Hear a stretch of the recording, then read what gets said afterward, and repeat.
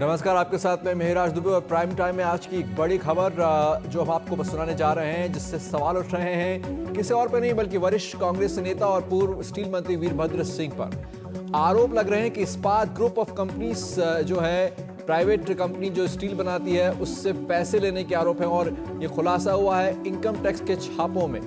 ये तब हुआ जब छापे में डायरीज और कुछ शीट्स मिली, अकाउंट शीट्स, कागजात मिले हैं जिसमें एंट्री की गई है कि किसी वीबीएस को पैसा दिया गया। और क्या ये वीबीएस वीरभद्र सिंह है, ये इस वक्त की बड़ी खबर और बड़ा सवाल।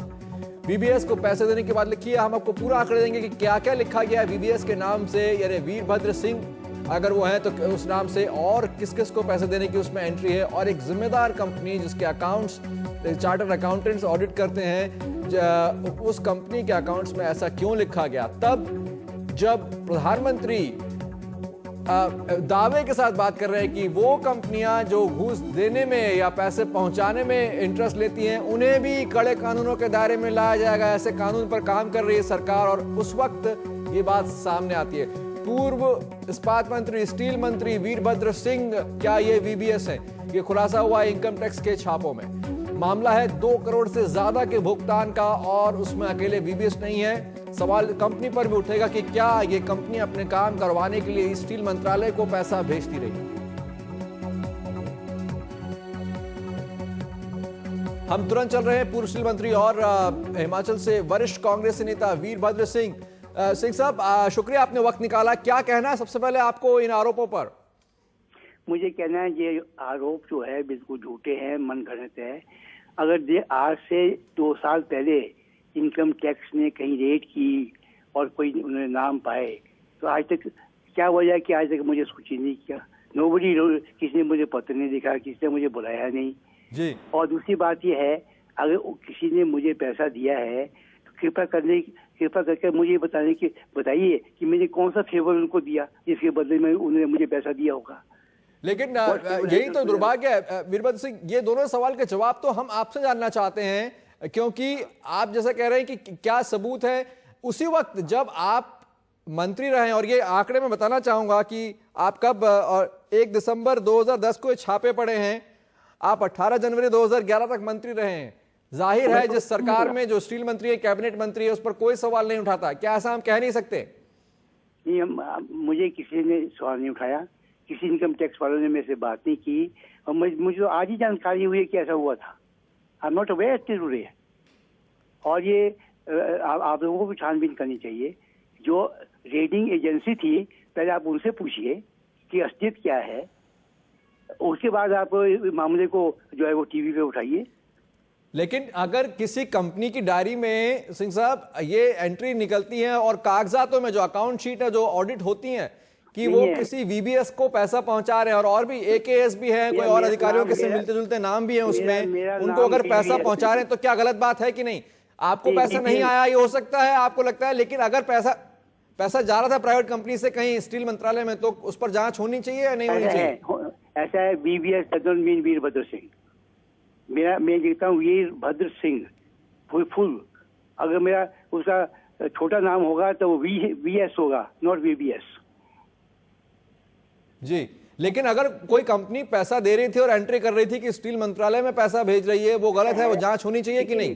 सबसे पहले आपको पूछना चाहिए रेटिंग एजेंसी को कि उन्होंने क्या पाया, उसके बाद औरों से सवाल पूछने का बात बनती है।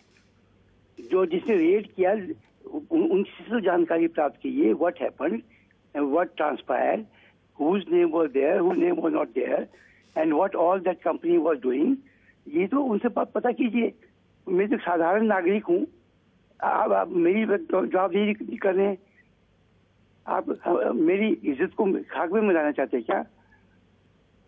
आप साधारण नागरिक हैं और आप ऐसा समझते हैं, बहुत अच्छी बात है, लेकिन आप एक कैबिनेट मिनिस्टर रह चुके हैं।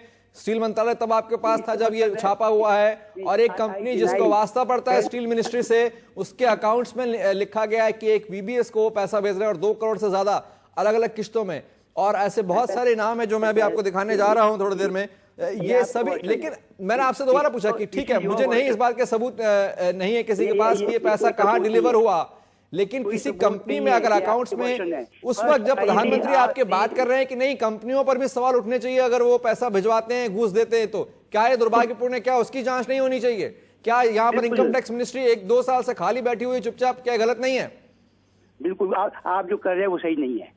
आपको चाहिए कि पहले आप रेटिंग एजेंसी से पूरी जानकारी प्राप्त करें, फिर आप नागरिकों को उसके बारे में पूछें।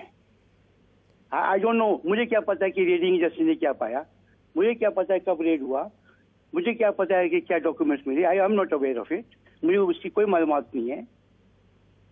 जी जी।